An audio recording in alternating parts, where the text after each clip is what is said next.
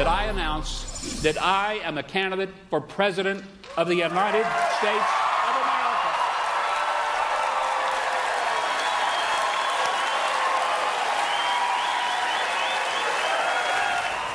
America. Breaking tonight, just hours after announcing his run for the White House and for his first time as an official 2016 presidential candidate, Governor Mike Huckabee is facing America's voters. We have gathered with us here a group of real, live Republicans who may have a say in whether the man sitting to my right actually becomes the nominee. So we'll start with the Republicans, and if you get the nomination, then we'll move on to Democrats and Republicans together. So if I don't pass tonight, then I'm done. Yeah, one day. Yeah, it would be a bad omen. It would be a bad omen. No pressure. We're going to start with Deneen Borelli. Deneen, what do you have to ask the governor? Governor, Baltimore and other urban communities are failing under progressive policies. What would you do to stimulate economic opportunities in these cities?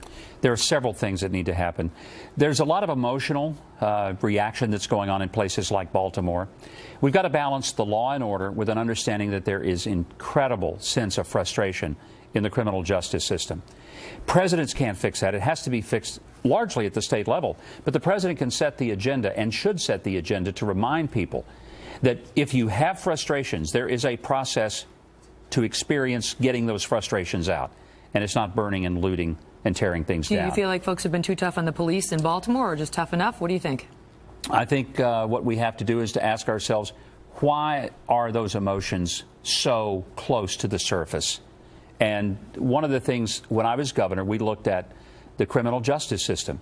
There is a disproportionate level of crime that is often committed in the African-American community. But there is an even greater disproportionate level of people in the African-American community that get incarcerated. I would look at cases, for example, where a kid who was 18 with a nonviolent drug arrest would go to prison if he was black. If he was upper middle class white, he'd get a good attorney. He'd get a probated sentence. He'd go to rehab for 30 days, and he'd go on to go to law school. Now, tell me that doesn't create some resentment in the community. Of course it does. So for us to pretend that that's not there, I think is just foolhardy. But it's also important to say we're not going to tolerate people burning down their stores and the homes and the businesses of a neighborhood. Adam Goodman. You know, you've had a lot of success in your career, but there were two times that you didn't quite make it in the Senate race, and of course in 2008. But usually, you find that makes a candidate stronger. How did it make you stronger, and how do you come into this race maybe more committed and maybe more able to prevail? I think you're always better if you've been through a race before, because you have a little better understanding of what you're going to experience. Frankly, I think that when you win a race, you don't appreciate the intensity of the race as much as when you lose one. When you lose one and you're ready to get up off the canvas and go right back in the ring, you know then for sure you ran for the right reason. So when people tell me they're going to run for office and I say, how many times are you going to run? Oh, just once. I'm going to win. I said, well, what if you don't? Oh, I'm going to.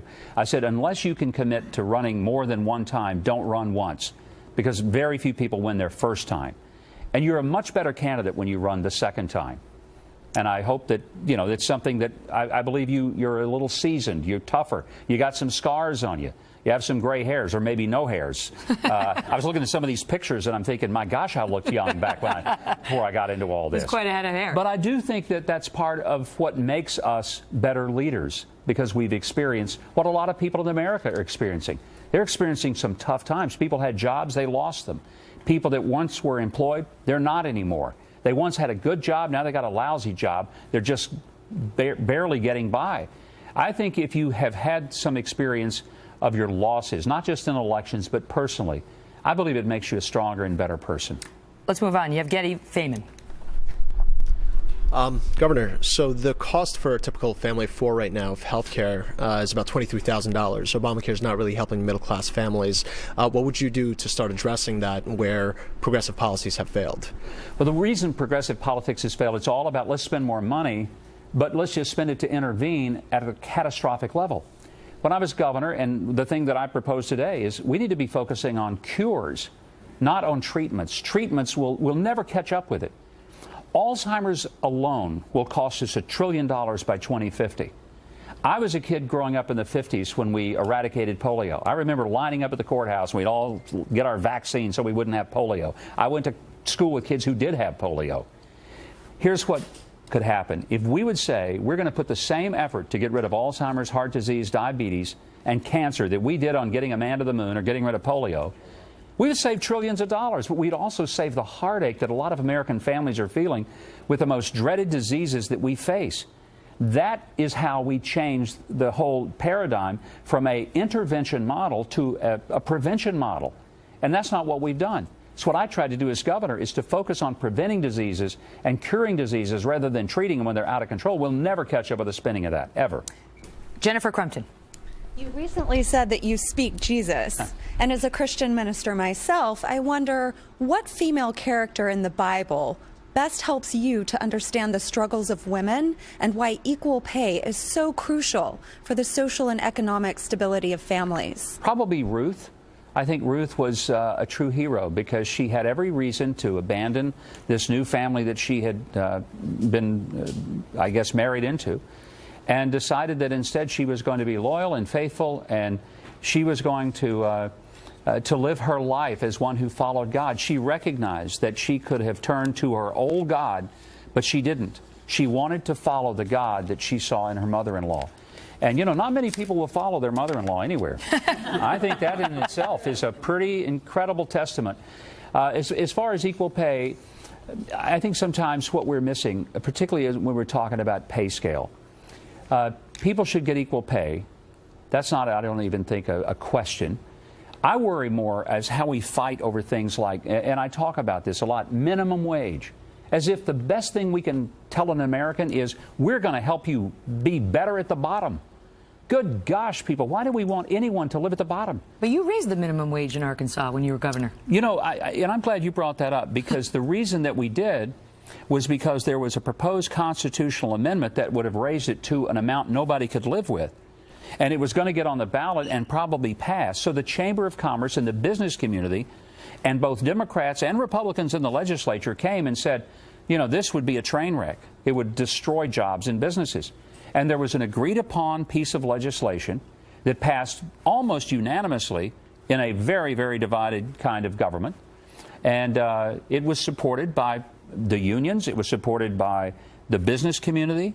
And so, yes, so when people say, he passed the minimum wage, that's why I go back to this thing when groups that are these think tanks put the template over you.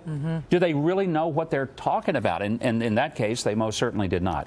Brian Morgenstern in the middle. Hi, Governor. Today you announced that you want to abolish the Department of Education to improve education and promote the family's role in that sphere. Well, the department's only been around since 1979, and we have many different versions of families these days. And so the question is two things. How does abolishing the department make kids better educated? And why not support a variety of different types of families that would create that kind of environment to give kids more opportunities? Brian, the first thing I tell you, you say, how would abolishing the department help education? I would phrase it this way. How has having the department helped education? We've spent billions and billions of somebody's money with this agency, but how has it helped? It hasn't. If there's any education reform happening in America, it's happening at the state and local level, where local school boards and where governors are saying nuts to this kind of failure. And a lot of what we're seeing is when people empower parents to make choices about their kids' education. I think we ought to give people the choice. If they want to homeschool their kids, let's accommodate that. I was the first governor in America that appointed a homeschool parent to the State Board of Education. That was controversial, but this is a growing movement in our country. And some of the homeschool kids are the most effective and absolutely the most stunningly successful kids there are. Short on time. Okay. Just want to get a couple of Pete Snyder. Right. Governor, I was listening to you the other day, and you were giving a pretty pithy breakdown of the field. I want to know who among the field is the drunk redneck at the bar itching for a fight. It could be all of them. I still think that the best thing to happen in the Republican primary is that all of the others drop out, recognize that I should have it this time, and let's be done with this. I told Marco Rubio, we were together backstage at the NRA event a few weeks ago. Marco Rubio was my Florida co-chairman in 2008. I said, Marco, I think you're making a huge mistake. You need to reprise your role as my Florida co-chairman. We're still good friends. Look, I'm good friends with pretty much everybody in that field. They're good people. What I hope happens happens is that there is a respectful kind of competition for the job. I look at it that we're all wanting to be the quarterback, but the best way to win the job of quarterback is to play a better game on the field, not to go and disable the other people who'd like the same job. You're not naming names. No. Not tonight. I'm too nice a guy for such a thing. Kat Timpf. Yeah, so in appealing or trying to appeal to your evangelical base, you've very openly criticized a lot of people in other groups, like same-sex marriage supporters, atheists, women who swear at work, people who let their kids listen to Beyonce, so on and so on. I mean, do you worry about being able to win a national election having criticized all these people? And if not, why would someone who remembers you criticizing them want to vote for you? Well, first of all, I don't know that I'm criticizing people. I'm making observations about the culture. Megan and I have had a lot of fun talking about the swearing and all the other things that are going on. Look, here's my feeling is this. If people want to have a different view than mine, I welcome that. I think America is based on the idea you can have more opinions. What I worry about is the loss of religious liberty when people who do believe like me, who believe in natural marriage and biblical definition of marriage, I worry that we could be criminalized, and we are being.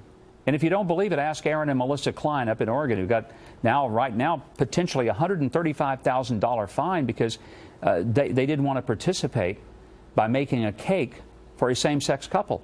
I think they should have the right to say, look, I'll make you a cake, I'll make cupcakes, I'll do cookies, I'll do anything you want, but I can't make it specifically for something that would violate my conscience, or even use the argument that it was violating their artistic freedom.